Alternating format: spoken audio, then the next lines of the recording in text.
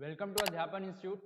मैं सी अभिषेक सिंह। आज हम आप लोगों से डिस्कस करेंगे क्लास 11th का financial account part 1। Financial account part 1 में बेसिक चीजें हम लोग आज डिस्कस करेंगे कि सर ट्रेडिंग अकाउंट क्या होता है, प्रॉफिट लॉस क्या होता है, बैलेंस शीट क्या होता है और किस स्टेज के बाद इन तीनों डॉक्यूमेंट्स को बनाया जाता है। कुछ बेसिक से डिफरेंस और कुछ नोट्स और कुछ मेमोराइज करने के कुछ टेक्निक्स के बारे में आज हम लोग आपसे डिस्कस करेंगे। तो चलिए इस वीडियो को स्टार्ट करते हैं। और ये मैं 11th के पॉइंट ऑफ व्यू से और 12th के पॉइंट ऑफ व्यू से फाइनेंशियल स्टेटमेंट और आपके करियर में आप जब भी आगे पढ़ने वाले हो, फाइनेंशियल स्टेटमेंट सबसे इंपॉर्टेंट है। और इस चीज को समझना, इस चीज को एनालाइज करना, ये one of the challenging factor रहा है। आप इसको जितने अच्छे से समझोगे उतने ही आप किसी के बैलेंस शीट को एनालाइज कर पाओगे, प्रॉफिट लॉस को एनालाइज कर पाओगे। 12th में चल के जब आपको पार्टनरशिप चैप्टर पढ़ोगे, पार्टनरशिप सबसे इंपॉर्टेंट चैप्टर 12th के पॉइंट ऑफ व्यू से माना जाता है, तो वहां पे कैसे बैलेंस शीट फाइनेंशियल स्टेटमेंट बनते हैं वहां पे हेल्प करेंगे आपको। फिर 12th में एक और चैप्टर आता है जहाँ पे रेशियोज के बारे में डिस्कस किया जाता है, तो वहां भी बहुत इंपॉर्टेंट है। तो overall financial statement from practical point of view to theoretical point of view सबसे ज्यादा इंपॉर्टेंट है। तो चलिए इस वीडियो को स्टार्ट करते हैं। तो सबसे पहले आप लोग मेरे साथ साथ आप भी अपने कॉपी में नोट्स बनाइए। नोट्स बनाइएगा तभी आप लोग को और बेटर वे में और एक अच्छे तरीके से आपको अंडरस्टैंडिंग होगी। तो सर फाइनेंशियल स्टेटमेंट, हम आज बात करेंगे financial statement of sole proprietor, sole proprietorship. Sir sole proprietorship के फाइनेंशियल स्टेटमेंट के बारे में आप लोग के सिलेबस में कवर किया गया है। ना कि पार्टनरशिप फॉर्म आप 12th में पढ़ोगे, कंपनीज के बारे में आप 12th में पढ़ोगे। तो अभी सिर्फ और सिर्फ सोल प्रोप्राइटरशिप के बारे में, फाइनेंशियल स्टेटमेंट के बारे में डिस्कस किया जाएगा। इसके दो पार्ट्स है basically, with adjustment and without adjustment. तो आज और आगे के 2-3 पार्ट्स और विदाउट एडजस्टमेंट ही होंगे ताकि आपको बेसिक सी अंडरस्टैंडिंग हो सके इन चैप्टर्स के बारे में। तो sir financial statement of sole proprietorship के बारे में डिस्कस करेंगे। तो फाइनेंशियल स्टेटमेंट में सर दो बेसिकली 3 चीजें होती हैं फाइनेंशियल स्टेटमेंट में। जब आप वाइडर सेंस पे जब बड़े होके पढ़ोगे तो तीन चीजें होती हैं। ये जो होता है, तीनों चीजों को मैं लिखवाता हूँ, लेकिन जो तीसरा फैक्टर है वो अभी आपके लिए इंपॉर्टेंट नहीं है, क्लास 12th के लिए इंपॉर्टेंट है। तो अभी हम पढ़ेंगे सर ट्रेडिंग अकाउंट। ट्रेडिंग, यहाँ पे हेडिंग बना लीजिएगा financial statement of sole proprietorship, उसके नीचे trading and profit loss account. और दूसरी साइड हम सर पढ़ेंगे बैलेंस शीट। तो सर जो ट्रेडिंग प्रॉफिट लॉस अकाउंट है, आप सर इससे क्या पता करते हो? ये क्या बताता है ट्रेडिंग प्रॉफिट लॉस अकाउंट? इससे सर अब प्रॉफिट के बारे में पता चलता है कि हमने जो बिजनेस रन किया उसमें हमें कितना प्रॉफिट हुआ। हम अगर X Y Z, let suppose हम अगर कंप्यूटर एसेसरीज या क्लोथिंग्स या कोई भी एक्स वाई जेड कोई भी बिजनेस कर रहे हैं, तो इस बिजनेस में हमें कितने रुपए का प्रॉफिट हुआ कि नुकसान हुआ, ये सारी चीजें हमें sir trading profit loss account से पता चलता है। बैलेंस शीट से सर फाइनेंशियल पोजीशन आपको पता चलेगा। फाइनेंशियल पोजीशन आपको सब पता चलेगा कि आपके ऊपर लाइबिलिटीज कितनी है, एसेट कितना है और कैपिटल कितना है, आप कितने पानी में हो, आपकी नेटवर्थ पता चलती है बैलेंस शीट से। आप कितने पानी में हो इससे आपको चलेगा फाइनेंशियल पोजीशन। और एक ट्रेडिंग प्रॉफिट लॉस से क्या पता चलेगा सर? प्रॉफिट। उसके आगे नीचे सर 3 हेडिंग और बनाइएगा प्रॉफिट में।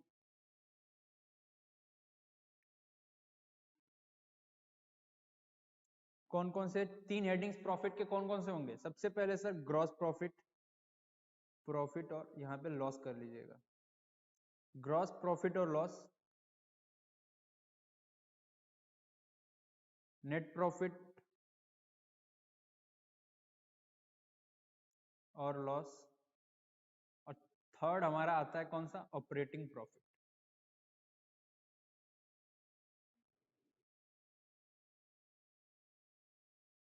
तो बेसिकली आज हम इन 3, ग्रॉस प्रॉफिट आप निकालोगे, नेट प्रॉफिट निकालना सीखोगे और ऑपरेटिंग प्रॉफिट।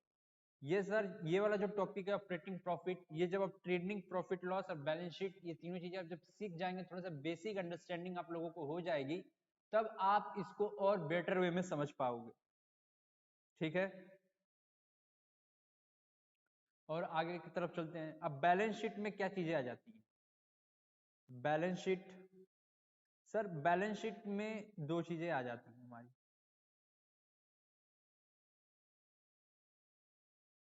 एक तरफ सर हो जाता है assets and second one is liabilities.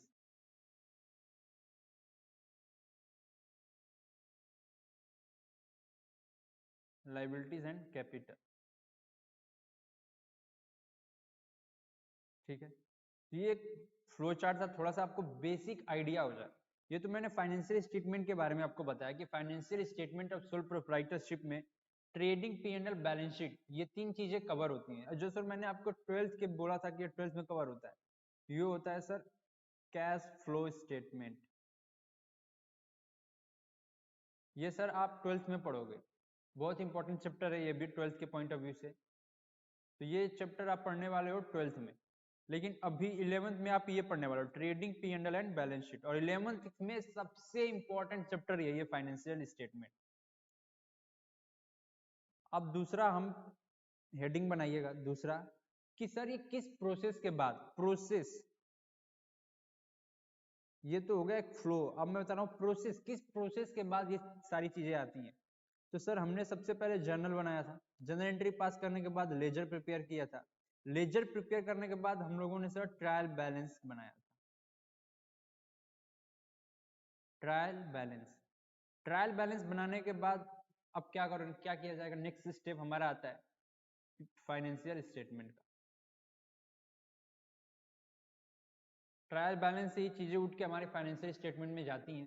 तो जर्नल एंट्री आपने सीख रखा है, लेजर आपने सीख रखा है, और ट्रायल बैलेंस भी आपने सीख रखा है। अब हम नेक्स्ट स्टेप की तरफ मूव कर रहे हैं, दैट इज फाइनेंशियल स्टेटमेंट। और फाइनेंशियल स्टेटमेंट में क्या क्या चीजें होती हैं आपको यहां से पता चल जाएगा फाइनेंशियल स्टेटमेंट में। तो सबसे पहले sir trading account, trading account का हम फॉर्मेट सीखते हैं।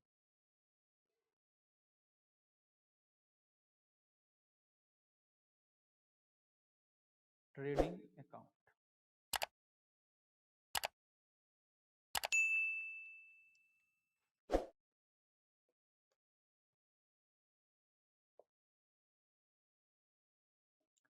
तो सर ट्रेडिंग अकाउंट का फॉर्मेट अपनी कॉपी में मेरे साथ ही बनाइएगा आप भी लोग।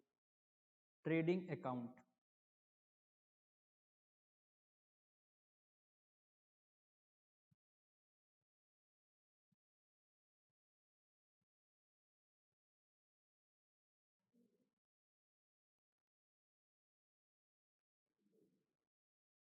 Particular amount, particular amount. सबसे पहले सर हमारा आ जाता है टू ओपनिंग स्टॉक, साथ ही में सर अपनी कॉपी में आप भी नोट्स बनाइएगा। To opening stock, opening stock के बाद हमारा आ जाता है सर परचेज, टू परचेज, इसमें से रिड्यूस कर देंगे परचेज रिटर्न। अब परचेज रिटर्न क्या होता है कि हमने लेट सपोज XYZ कोई भी प्रोडक्ट को परचेज करके लाए हैं, अब इसमें कुछ डिफेक्टिव हो गया, ये हमारे जो कंडीशन थी एज पर कंडीशन नहीं है, कुछ डैमेज हो गया, डिफेक्टिव हो गया, तो उस परचेज को हमने वापस कर दिया, तो क्या जाता है सर हमारा परचेज रिटर्न। मैं शॉर्ट फॉर्म में लिखा हूं, आप अपनी कॉपी में पूरा डिटेल में लिखेगा परचेज रिटर्न। ये जो अमाउंट आता है, ये जो परचेज माइनस परचेज रिटर्न, इसको हम लोग क्या कहते हैं, net purchase, net purchase. To opening stock, फिर हमने क्या लिखा sir purchase minus purchase return, और बताइए टू डायरेक्ट एक्सपेंसेस, जितने भी सर डायरेक्ट एक्सपेंसेस हैं हमारे परचेज से रिलेटेड, जितने भी हमारे खर्चे डायरेक्टली हो रखे हैं, प्रोडक्शन से खर्चे हो रखे हैं, उन सारों खर्चों को सर हम यहाँ पे लिखेंगे।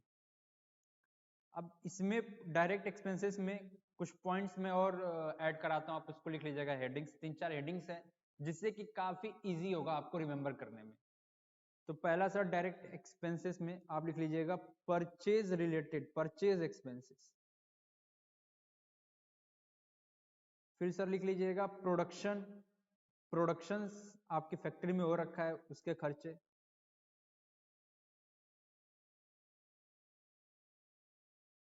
फिर सर लिख लीजिएगा तीसरा फैक्ट्री, फैक्ट्री का खर्चे, फैक्ट्री का रेंट, फैक्ट्री वाटर एक्सपेंसेस, जितने भी फैक्ट्री से रिलेटेड, फैक्ट्री में जितने भी खर्चे हो रखे हैं उन खर्चों को आप लिख लीजिएगा।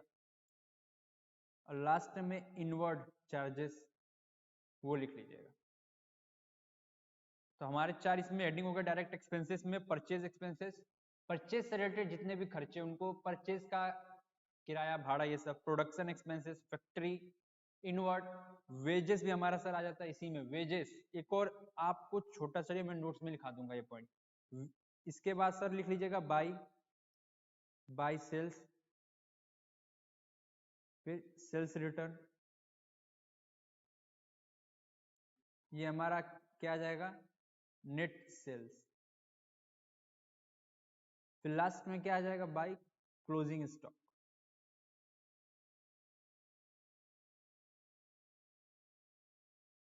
इतना हो गया हमारा ट्रेडिंग अकाउंट का। अब सर एक एग्जांपल देता हूं, उससे और आपकी बेटर वे में अंडरस्टैंडिंग होगी। एग्जांपल क्या है कि सर मेरा जो नेट सेल और क्लोजिंग स्टॉक का टोटल है वो सर है 5 लाख रुपए का, और मेरा ओपनिंग स्टॉक, परचेज एंड जितने भी डायरेक्ट एक्सपेंसेस वाले खर्चे हैं वो सर हमारे हैं 3 लाख रुपए का। तो आप बताओ कि आपने सेल, आपने रेवेन्यू जनरेट किया है 5 लाख रुपए का, लेकिन आपके खर्चे कितने हुए, एक्सपेंसेस कितने हो गए सर 3 लाख रुपए का। तो आपको फायदा होगा कि नुकसान होगा? सर डेफिनेटली आपको फायदा होगा। तो यहाँ पे जो टर्म यूज होता है प्रॉफिट के लिए आता है टू ग्रॉस प्रॉफिट, कितना आ जाएगा, बैलेंसिंग फिगर कितना आ जाएगा सर, 2 लाख। कैसे आया 2 लाख, 5 लाख माइनस 3 लाख, मतलब इनका टोटल आपने लगाया, सेल और क्लोजिंग स्टॉक का टोटल आपने लगाया 5 लाख का, फिर उसके बाद आपने सर इसका टोटल लगाया 3 लाख का, तो इसका आ गया कितना टोटल, डिफरेंस कितने का आ जाएगा, 5 लाख। सॉरी डिफरेंस आ जाएगा 2 लाख का, टोटल हमारा आ जाएगा 5 लाख का। अभी आप जब अपनी बुक को रेफर करोगे, जब अपनी बुक आप ओपन करोगे तो यहाँ पे बहुत सारे खर्चे होंगे। जैसे कुछ खर्चों को मैं बता देता हूँ। अब वो सारे खर्चे ना सर परचेज के या तो खर्चे होंगे, या तो प्रोडक्शन से रिलेटेड खर्चे होंगे, या तो फैक्ट्री के खर्चे होंगे, तो इनवर्ड चार्जेस होंगे। मैं आपको नोट से भी दिखा देता हूँ, 1 मिनट रुक जाइएगा। नोट्स में सर जो फॉर्मेट दे रखा है वहां पे मैंने पूरा लिख रखा है एक एक चीज, जैसे कि opening stock, purchase, purchase return, wages and salaries. अगर आपके क्वेश्चन में लिखा हुआ है वेजेस एंड सैलरीज, ये जाएगा सर ट्रेडिंग में। अगर सैलरी एंड वेजेस लिखा है तो ये जाएगा P&L में, और सिर्फ वेजेस लिखा है तो ये कहाँ जाएगा सर, ट्रेडिंग में, और सिर्फ सैलरी लिखा है तो ये जाएगा P&L में। ये नोट्स में मैं आप लोग को लिखवा दूंगा, ठीक है। कैरेज इनवर्ड, इनवर्ड टर्म्स का यूज रखा है, inward, inward, gas and fuel, production से खर्चे हैं, power and water production, factory से रिलेटेड खर्चे, प्रोडक्शन से रिलेटेड खर्चे, और ये जो आपने परचेज कर रखा है उस टाइम आपने एक्सपेंस पे कर रखा है। तो देख रहे हैं आप, जो 4 टर्म्स का मैंने आप लोगों के सामने यूज किया था वही सारे 4 टर्म्स आपकी बुक में एज ए फॉर्मेट में सारी चीजें कवर होगी। तो रॉयल्टी ऑन प्रोडक्शन, और हमारा आ जाएगा ग्रॉस प्रॉफिट, और दूसरी साइड क्रेडिट साइड क्या रखा है, sales, sales return, closing stock और ग्रॉस लॉस। ग्रॉस लॉस कैसे हो गया सर, एग्जांपल में फिर से मैं आप लोग को दिखाता हूँ। यहाँ पे सर लेट सपोज इस क्वेश्चन को उल्टा कर दीजिए कि हमारा जो परचेज और सर ओपनिंग स्टॉक और डायरेक्ट एक्सपेंसेस के सम वो है 5 लाख का, और सेल्स हमारा कितने का है सर, 3 लाख का। तो इस केस में क्या आपको फायदा होगा कि नुकसान हो जाएगा? आपको तो नुकसान हो जाएगा, तो हमारा लॉस आ जाएगा। इसको क्या कहते हैं, बाई ग्रॉस लॉस। 2 लाख का अब इस केस में लॉस आ जाएगा। तो अगर आपका खर्चा, आपके एक्सपेंसेस, आपके परचेज, आपका रेवेन्यू ज्यादा है, क्या ज्यादा है, तो क्या हो जाएगा सर, लॉस हो जाएगा। लेकिन वही कम है तो आपका ग्रॉस प्रॉफिट आ जाएगा। दूसरा फॉर्मेट ये एक ट्रेडिंग अकाउंट का फॉर्मेट है। अब हम दूसरा फॉर्मेट देखते हैं, वो है प्रॉफिट लॉस का। Profit loss account.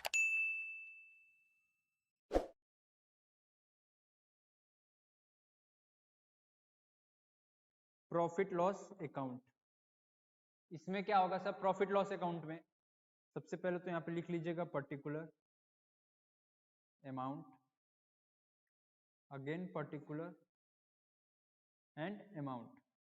सबसे पहले सर जो आपने फायदा कमाया बाय ग्रॉस प्रॉफिट, जो हमने कहां से निकाला है? बाय ग्रॉस प्रॉफिट या ग्रॉस लॉस। अगर प्रॉफिट है तो क्रेडिट साइड में कहां से आया? ये वाला प्रॉफिट, ये वाला प्रॉफिट उठ के कहां पे आ गया? प्रॉफिट लॉस में। और क्या आ जाएगा सर? Bye indirect income. जैसे कि आपने सर इंटरेस्ट कमाया, सेविंग में अपने पैसे रखे हैं, आपने वहां से इंटरेस्ट कमाया, तो वो क्या है? आपका एक इनडायरेक्ट इनकम है।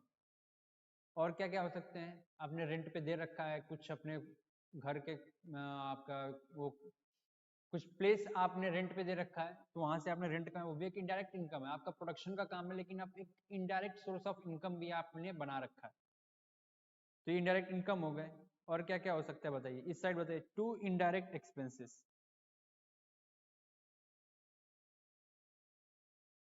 To indirect, to indirect expenses. इन खर्चों को छोड़कर, ट्रेडिंग में जितने भी खर्चे हैं उन खर्चों को छोड़कर बाकी जितने भी खर्चे हैं वो कहां आ जाएंगे सर? प्रॉफिट लॉस में, डेबिट साइड में। जैसे कि ऑफिस रेंट, कुछ एग्जांपल्स मैं आपको नोट करा देता हूं। Office rent, salary, depreciation on fixed asset, और क्या हो जाएगा? सैलरी हो गया, डेप्रिसिएशन, इंटरेस्ट ऑन लोन। ये सारे जितने भी इनडायरेक्ट एक्सपेंसेस है वो कहां पे आ जाएंगे? पी एंड एल के डेबिट साइड। और सेम एज इट इज यहाँ पे जो प्रॉफिट निकल के आता है, यहाँ पे कुछ ग्रॉस प्रॉफिट अमाउंट ट्रांसफर हुआ, कुछ और आपने इनकम जनरेट कर रखा है, इनडायरेक्ट इनकम, तो वो आ गया। जैसे कि लेट सपोज मेरे एग्जांपल में था 2 लाख का था क्या? Gross profit. आपने सर 1 लाख का इंटरेस्ट भी कमाया हुआ है, और मेरे सर इनडायरेक्ट एक्सपेंसेस टोटल है कितने के? 2 लाख के। तो आपका यहाँ पे नेट प्रॉफिट आ जाता है, नेट प्रॉफिट बैलेंसिंग फिगर कितने का आ जाएगा सर? 2 1 3 माइनस 2, 1 लाख का आपका आ जाएगा। अगर इसी एग्जाम्पल को आप रिवर्स कर दोगे तो लॉस आ जाएगा। इसी में अगर आपने खर्चों को ज्यादा कर दिया एज कंपेयर टू अपने इनकम से, तो वहां पे नेट टू नेट लॉस आ जाएगा, by net loss, net profit या नेट लॉस। ठीक है, इसका टोटल आप लगा लीजिए। तो ये तो था सर हमारा, किससे रिलेटेड था ये पूरा? ट्रेडिंग अकाउंट में gross profit, gross loss. Profit loss में हमारा क्या जाता है? प्रॉफिट लॉस में हमारा आ जाता है सर नेट प्रॉफिट और नेट लॉस। अब हम तीसरी चीज की तरफ मूव करते हैं। हमने 2 फॉर्मेट देख लिया, थोड़ा सा इसको डिटेल में कर देता हूँ। नेट प्रॉफिट को आपकी बुक में डिटेल में दिया रहेगा, ये तो ट्रेडिंग का था।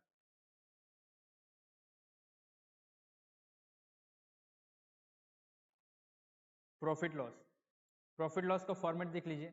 Bye gross profit transfer from trading account, अगर लॉस है तो debit side trading account. Office के खर्चे, सैलरी के खर्चे, रेंट के खर्चे, printing stationery, salary and wages, postage, office lighting, insurance, legal, जितने भी ट्रेडिंग अकाउंट के खर्चों को छोड़कर जितने भी सारे खर्चे हैं वो हमारे आ जाएंगे किस साइड? पी एंड एल के डेबिट साइड। ठीक है, और जो टर्म्स आपने देख रहे हो सकता है आपको रिबेट्स नहीं पता हो, आपको डिविडेंड, बैड डेब्ट्स रिकवर्ड नहीं पता हो, ये सारे टर्म्स जैसे जैसे क्वेश्चन में आएंगे इन टर्म्स को हम वहीं पे एक्सप्लेन कर दिया जाएगा ताकि आपको और अच्छे समझ में आए। अभी सिर्फ अब बेसिक अंडरस्टैंडिंग के लिए सारी चीजें मैं आप लोगों को करा रहा हूँ। अब सर बैलेंस शीट के बारे में देखते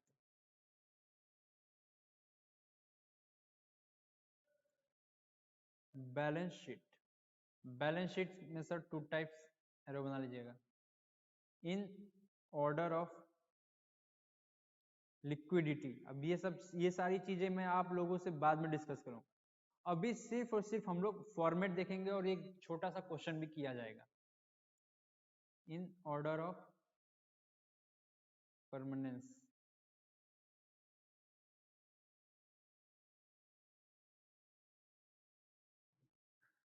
बैलेंस शीट,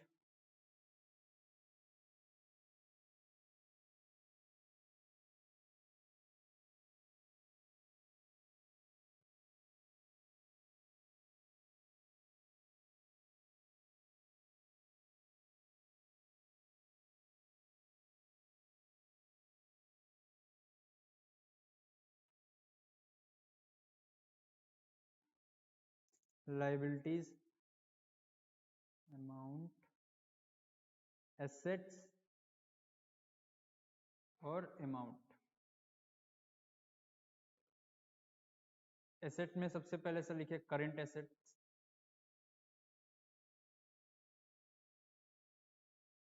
करंट एसेट के नीचे हेडिंग कौन कौन से आ जाएंगे? Bank account, bank balance, cash, stock, debtor. Current assets क्या होते हैं? जो विद इन द साइकिल या विद इन द ईयर, एक साल के अंदर अंदर कैश के फॉर्म में कन्वर्ट हो जाएंगे सारी चीजें, तो करंट एसेट्स हो गए। फिर हम दूसरा हेडिंग क्या बनाएंगे सर? Non current. इन मीनिंग्स को और डिटेल में डिस्कस किया जाएगा। अभी सिर्फ और सिर्फ मैं आप लोगों को फॉर्मेट थोड़ा सा इस कोशिश में लगाऊं कि आपको थोड़ा फॉर्मेट की बेसिक अंडरस्टैंडिंग हो जाए, ताकि अगर कोई एग्जांपल किया जाए वहां पे बैलेंस शीट बन रहा हो तो आपको समझ में आ सके चीजें, और वहां पे एक एक टर्म्स को और डिटेल में एक्सप्लेन किया जाएगा। तो नॉन करंट एसेट्स में बताइए, land, building, plant and machinery, goodwill, furniture, और भी अगर कुछ हो रखा है तो इनका टोटल। लाइबिलिटी साइड में current liabilities,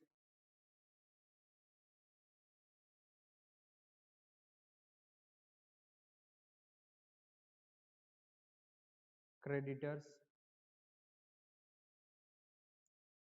bills payable, bank overdraft. फिर नॉन करंट लाइबिलिटीज। साथ ही में सर आप भी लोग अपनी कॉपी में नोट्स जरूर बनाइएगा। आप जितना ज्यादा बनाओगे उतना जल्दी जल्दी आपको चीजें रिकॉल होती चली जाएंगी। नॉन करंट लाइबिलिटीज बताइए।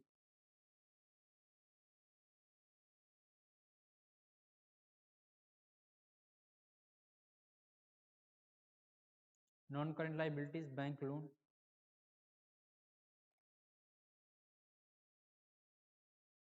Bank loan, debenture,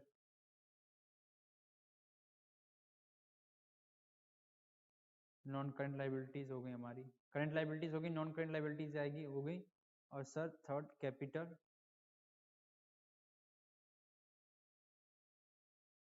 net profit less drawing. Drawing जो पैसा इन्होंने विड्रॉ कर रखा है ऑनर ने, ये हमारा आ जाएगा नेट। और ये आ जाएगा non current liabilities, current liabilities, current asset, non current asset, इनका टोटल सम। ये दोनों चीजें इक्वल होनी चाहिए। यहाँ पे कोई बैलेंसिंग फिगर नहीं होगा। Asset is equal to liability plus capital, बहुत ही बेसिक टर्म्स में आपने चैप्टर्स में पढ़ रखे होंगे। तो बैलेंस शीट हो गया। आप कुछ नोट्स के ऊपर ध्यान देते हैं, कुछ नोट्स मेरे साथ ही अपनी कॉपी में नोट डाउन कर लीजिए।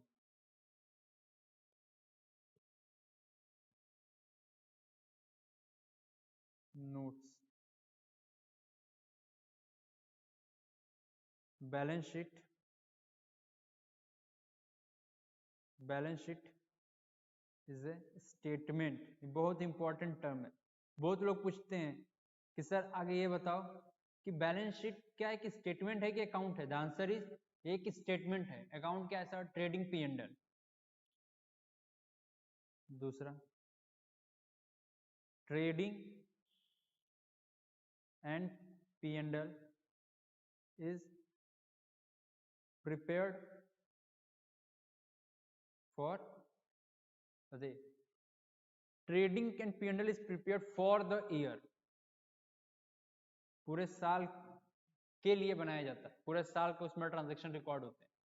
लेकिन वहीं पे बैलेंस शीट की बात करें तो sir balance sheet at a point of time, at a point of date को प्रिपेयर किया जाता है। At a point of balance sheet is prepared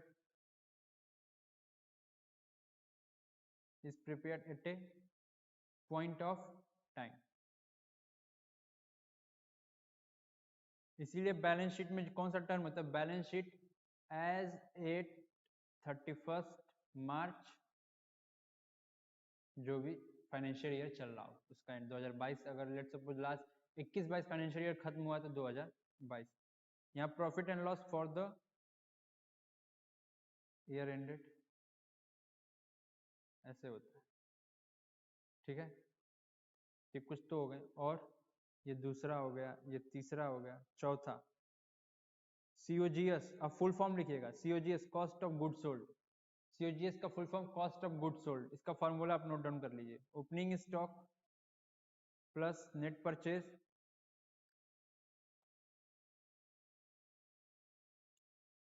plus direct expenses minus closing stock,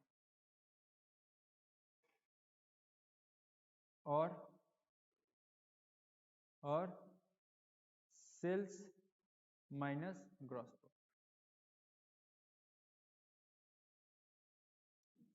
पांचवा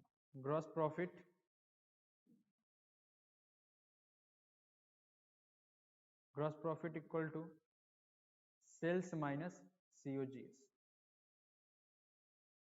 एक टर्म यूज होता है that is adjusted purchase. Adjusted purchase क्या होता है? Adjusted purchase opening stock plus net purchase minus closing stock.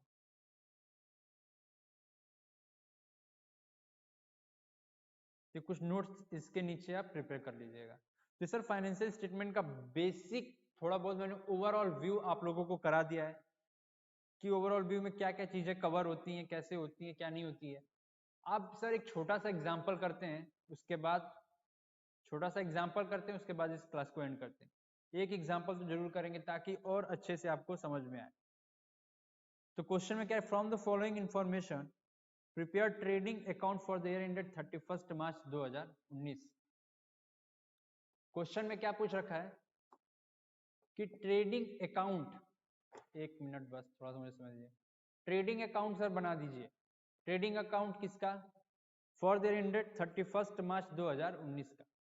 तो आपके screen पे जो क्वेश्चन विजुअल होगा कि उसको एक बार अच्छे से रीड कर लीजिए।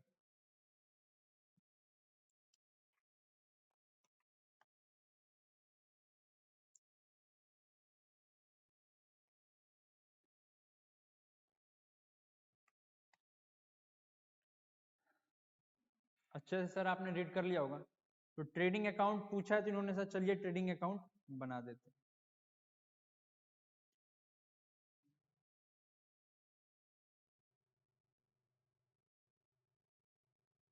सबसे पहले एडजस्टेड परचेज। एडजस्टेड परचेज का सर फॉर्मूला मैंने नोट्स टू अकाउंट में क्या लिखाया था? Adjusted purchase, adjusted purchase equal to opening stock plus net purchase minus closing stock. तो हम यहाँ पे क्या लिख देंगे? टू एडजस्टेड परचेज कितना? 24 lakh. Freight and carriage inwards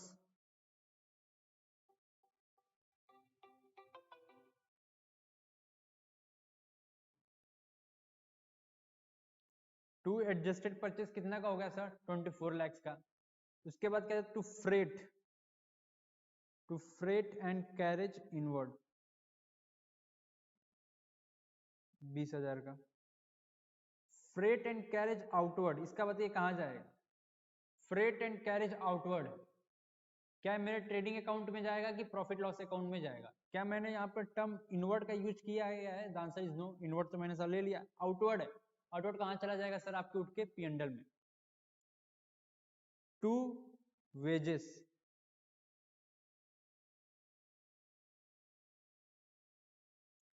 to fuel and power. Office का रेंट है, ऑफिस का रेंट कहां जाएगा? P&L में। ट्रेड एक्सपेंसेस, ट्रेडमार्क कराए भी एक्सपेंस है P&L में। सेल्स 30 लाख। क्लोजिंग स्टॉक नहीं आएगा। अब बताइए कितना आ जाएगा to gross profit? 30 lakh, 24, 1, 25, 30, 20, 50, 7, 5, 12, 3 lakh to gross profit.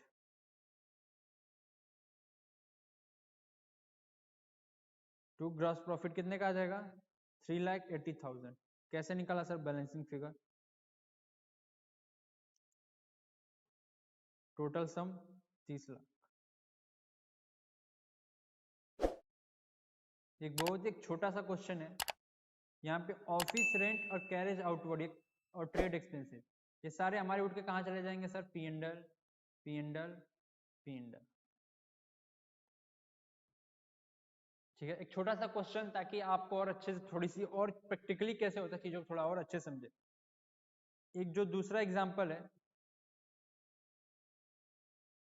ये सर बहुत ही टेक्निकल सा क्वेश्चन है। टेक्निकल तो है लेकिन बहुत ही शानदार और जबरदस्त क्वेश्चन है। आपकी जो बुक में दे रखा है क्वेश्चन, इस क्वेश्चन को ध्यान से पढ़िए। Total purchase during the year कितने का है सर? 8 लाख का। रिटर्न आउटवर्ड हमने परचेज किया सर 8 लाख का, वापस कितने का कर दिया? 20,000। Direct expenses 60,000। 2/3 of the goods are sold for 6,10,000। Gross profit. सबसे पहले ग्रॉस प्रॉफिट का जो मैंने नोट्स में फॉर्मूला लिखवाया था, gross profit equal to sales minus COGS, cost of goods sold. सबसे पहले कॉस्ट ऑफ गुड्स सोल्ड निकालते हैं। परचेज कितने का है? 8 लाख का। रिटर्न कितने का कर दिया सर? 20,000। डायरेक्ट एक्सपेंसेस 60,000,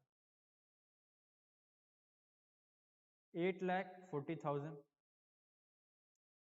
इसका कितना सेल किया है हमने? 2/3। तो 2/3 of the goods sold, 2/3 of the goods sold. तो 2/3 ऑफ कॉस्ट कितने? 8,40,000 का हमारा तो पूरा है, लेकिन इसका हमने कितना सेल किया है? 2/3। ये कितना आ जाएगा? कितना आ जाएगा अमाउंट बताइए? 6 lakh, sorry 8,40,000 into 2 divided by 3, कितना आ जाएगा अमाउंट? ये सर आपका उठ के आ जाएगा 5,60,000। तो ग्रॉस प्रॉफिट सेल कितने का था? 610 माइनस 5,60,000, 50,000। ठीक है, थोड़ा सा टेक्निकल वे में इस क्वेश्चन को है, इससे भी टेक्निकल क्वेश्चन हम लोग अगली क्लास में करेंगे। यहाँ पे क्या सर ग्रॉस प्रॉफिट क्वेश्चन के बराबर मैं रिकॉल कराता हूँ। सबसे पहले सर हमारा टोटल परचेज है 8 लाख का, रिटर्न कितने का किया है? 20,000। डायरेक्ट एक्सपेंसेस है 60,000, इनका हमने 2/3 सेल कर दिया 6,10,000 में। तो सर सबसे पहले तो 100% COGS निकालेंगे कि हमारा total cost of good sold कितना है। जो निकलेगा उसका 2/3, क्योंकि हमने 2/3 ही तो सेल किया है 6,10,000 में, तो कॉस्ट ऑफ गुड सोल्ड भी तो 2/3 तक ही निकालेंगे। 1/3 तो हमारा बचा हुआ है अभी, तो 2/3 निकाला तो हमारा कितना आया? 5,60,000 का। तो प्रॉफिट कितने का आ गया सर?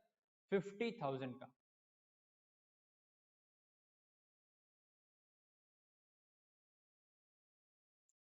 अब ये सारी चीजें हम लोग अगली क्लास में थोड़ा सा डिफरेंस देख लेंगे। नेट प्रॉफिट आपने देख लिया, ऑपरेटिंग प्रॉफिट के बारे में डिस्कस करेंगे, बैलेंस शीट मैंने करा दिया, और छोटे मोटे और 1-2-4 क्वेश्चन को सॉल्व किया जाएगा। तो ये एक फ्लो चार्ट है,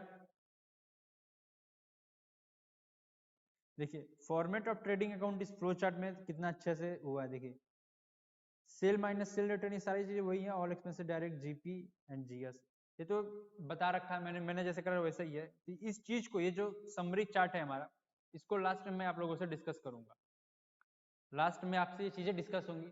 तो thank you so much for watching this video. और फाइनेंशियल स्टेटमेंट सबसे इंपॉर्टेंट है, और सारे क्वेश्चन तो नहीं लेकिन कुछ क्वेश्चन और कुछ टॉपिक्स में इस यूट्यूब की सीरीज में, ये जो फाइनेंशियल स्टेटमेंट का जो नया सीरीज चालू होगा, इसमें आपको मिलते रहेंगे। और पूरा अगर वीडियो आपको देखना तो हमारे एप्लीकेशन पे मिलेंगे, जो कि डिस्क्रिप्शन बॉक्स में है। तो thank you so much for watching this video.